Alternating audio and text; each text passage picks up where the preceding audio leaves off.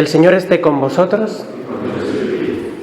Lectura del Santo Evangelio según San Lucas. Aquel mismo día, el primero de la semana, dos de los discípulos de Jesús iban caminando a una aldea llamada Emaús, distante de Jerusalén, unos 60 estadios. Iban conversando entre ellos de todo lo que había sucedido. Mientras conversaban y discutían, Jesús en persona se acercó y se puso a caminar con ellos. Pero sus ojos no eran capaces de reconocerlo. Él les dijo: ¿qué conversación es esa que traéis mientras vais de camino? Ellos se detuvieron con aire entristecido, y uno de ellos, que se llamaba Cleofás, le respondió: ¿eres tú el único forastero en Jerusalén que no sabes lo que ha pasado allí estos días? Él les dijo: ¿qué? Ellos le contestaron: lo de Jesús el Nazareno, que fue un profeta poderoso en obras y palabras, ante Dios y ante todo el pueblo. Cómo lo entregaron los sumos sacerdotes y nuestros jefes para que lo condenaran a muerte y lo crucificaron. Nosotros esperábamos que Él iba a liberar a Israel, pero con todo esto ya estamos en el tercer día desde que esto sucedió. Es verdad que algunas mujeres de nuestro grupo nos han sobresaltado, pues habiendo ido muy de mañana al sepulcro y no habiendo encontrado su cuerpo, vinieron diciendo que incluso habían visto una aparición de ángeles, que dicen que está vivo. Algunos de los nuestros fueron también al sepulcro y lo encontraron como habían dicho las mujeres, pero a él no lo vieron. Entonces él les dijo: ¿qué necios y torpes sois para creer lo que dijeron los profetas? ¿No era necesario que el Mesías padeciera esto y entrara así en su gloria? Y comenzando por Moisés y siguiendo por todos los profetas, les explicó lo que se refería a él en todas las Escrituras. Llegaron cerca de la aldea a donde iban, y él simuló que iba a seguir siguiendo su camino. Pero ellos lo apremiaron diciendo: quédate con nosotros, porque atardece y el día va de caída. Y entró para quedarse con ellos. Sentado a la mesa con ellos, tomó el pan, pronunció la bendición, lo partió y se lo iba dando.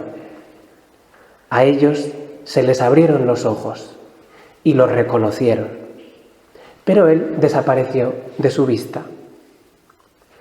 Y se dijeron el uno al otro: ¿no ardía nuestro corazón mientras nos hablaba por el camino y nos explicaba las Escrituras?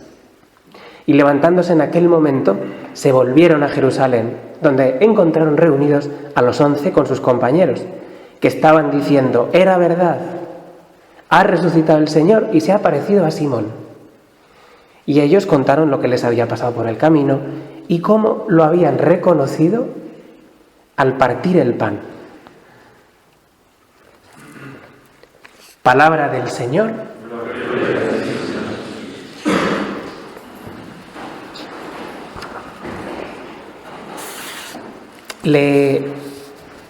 Nos dirigimos al Señor, le pedimos: te pedimos, Señor, lo que hemos cantado en el versículo antes del Evangelio, en el Aleluya. Señor Jesús, explícanos las Escrituras y haz que arda nuestro corazón.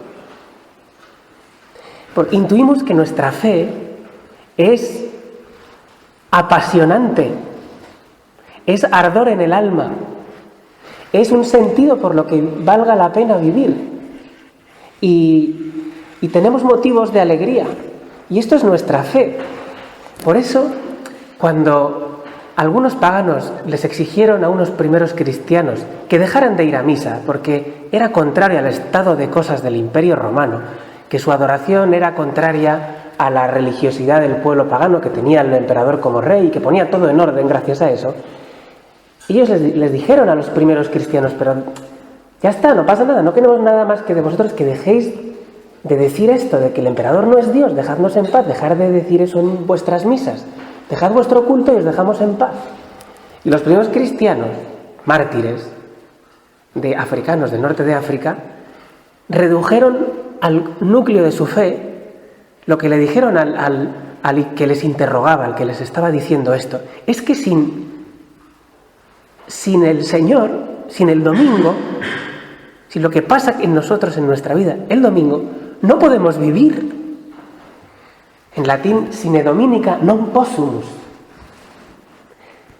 Y esto es lo que diferencia la fe de un cristiano, que es una fe viva, de lo que, por ejemplo, sucede en el corazón de estos dos discípulos, que ante el acompañante nuevo que se les aproxima y les pregunta por la figura de Jesús en el fondo, le dan una descripción exacta, precisa.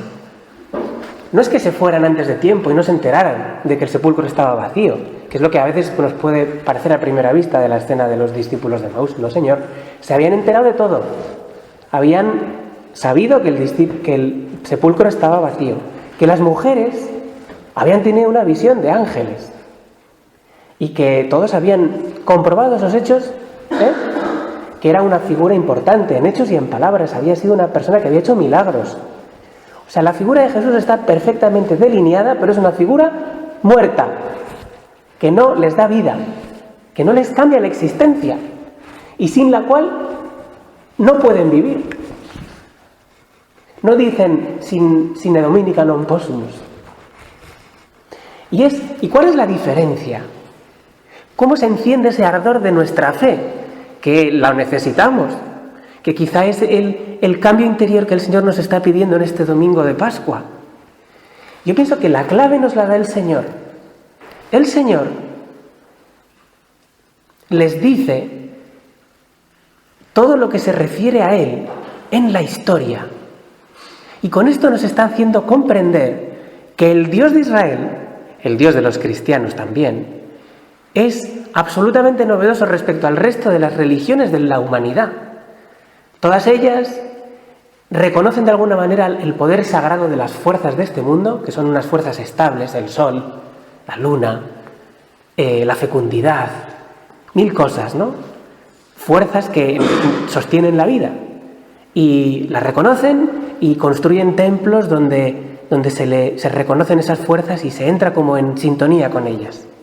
En cambio, el Dios de Israel es un Dios de un pueblo nómada. No tiene un sitio propio.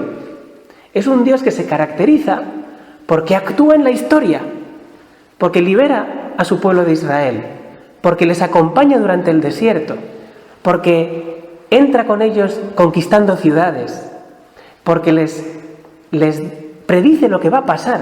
Es el Dios de la historia. Los acontecimientos, que en apariencia son las cosas más inesperables y cuya explicación es imposible, cuando uno se acerca al Dios de Israel se da cuenta de que las cosas que pasan no pasan por casualidad. Hay alguien que sostiene la historia y que con una providencia amorosa ordena todo lo que sucede para que tú y yo seamos enormemente felices.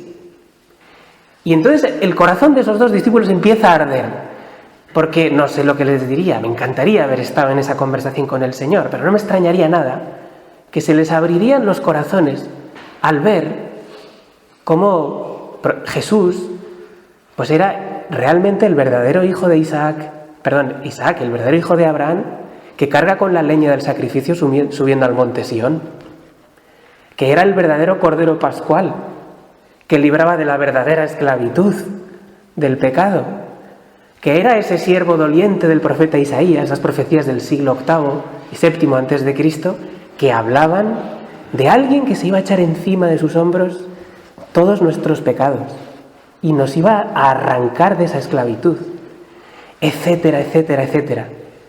Se estaban dando cuenta de que su vida entraba de lleno en esa historia maravillosa. Y todo lo que quizá era enmarañado y eran acontecimientos que en el pasado no tenían sentido, cuando uno se acerca a la figura de Cristo, ¡buah!, todo se alinea. Y no solamente en Cristo, sino en ti y en mí. Porque Cristo es ese nuevo Adán también, de donde sale la nueva humanidad, de su costado abierto, igual que en Adán, que del costado de Adán salió Eva.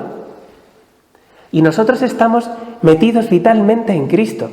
De manera que tú y yo también, cuando miramos la historia, que ya no es opaca, sino que está llena de sentido, nos damos cuenta de que somos también ese pueblo de Israel traidor, que está ciego y que en lugar de prestarle atención al amor de los amores que les quiere acompañar en todo lo suyo, se vuelve traidor y se queda con cosas penúltimas. No es así nuestro corazón, cuando se despista y ahora en este periodo de exámenes, por ejemplo, se centra solo en hacer exámenes y a Dios que le dejen a un lado, que no me estorbe mis buenas notas. Los demás que me esperan mi cariño, que les parta un rayo, porque ahora mi Dios es un 10 de mis notas. O lo que sea, en tantos otros momentos de nuestra vida, otras preferencias se ponen en el lugar de Dios. Y entonces nos damos cuenta de que nosotros somos idólatras también, de que somos ese pueblo de Israel. Y la historia de la salvación retrata el estado de mi alma. Y esto es algo que se descubre gracias a contemplar la vida de Cristo. Si os fijáis, toda esa historia se concentra como una flecha, ¿no?, que apunta a un lugar. Se concentra en el gran acontecimiento de la historia de Dios con los hombres, que es la Eucaristía. San Juan Pablo II, escribió una carta preciosa dedicada a esta escena del Evangelio, que se llama, es en el año 2004 o 2005, si no me equivoco, que fue el año que él instauró como año de la Eucaristía en la Iglesia. Y la carta que escribió sobre esta escena del Evangelio de los discípulos de Emaús se llama así: quédate con nosotros. Bien, pues en esa carta Juan Pablo II dice: el Señor no atendió a la petición básica de los discípulos de decirle quédate con nosotros. Les dio muchísimo más. Él no solo se quedó con ellos, sino que se quedó en ellos. Y por eso le reconocen en la Eucaristía. Por eso hemos leído que el Señor entra para quedarse con ellos. El Señor en la Eucaristía se mete en nuestra vida y nos vivifica desde dentro. Nos aclara todos los acontecimientos que sin Él en nuestra vida se vuelven opacos y brumosos. Pero con Dios todo se aclara, incluso el sufrimiento. Con Dios todo se aclara, incluso las circunstancias en las que me encuentro hoy, en las circunstancias en las que me encuentro ahora en el confinamiento. Todo cobra sentido a la luz de la victoria de Cristo en la cruz. Era necesario que Cristo muriera. Quizá también es bueno que comprendamos que la cruz es una dimensión esencial de la existencia cristiana. Señor, te pedimos que nos quites el miedo a la cruz, que no busquemos siempre y solamente la comodidad, que la cruz nos ayude a salir de nosotros mismos, porque la cruz no es simplemente pura ¿cómo se dice? Masoquería o masoquismo, eso es, se dice masoquismo. No, es que amar a los demás, pensar en Dios, cuesta. Y ese salir del caparazón, ese romper la cáscara de nuestro egoísmo, duele. Por algo la salvación, que es pasión, que es amor, pasa a través de la cruz. Señor, hoy te pedimos que nuestra vida esté llena de tu presencia, porque hemos aprendido a comprender las Escrituras. Como decía San Jerónimo,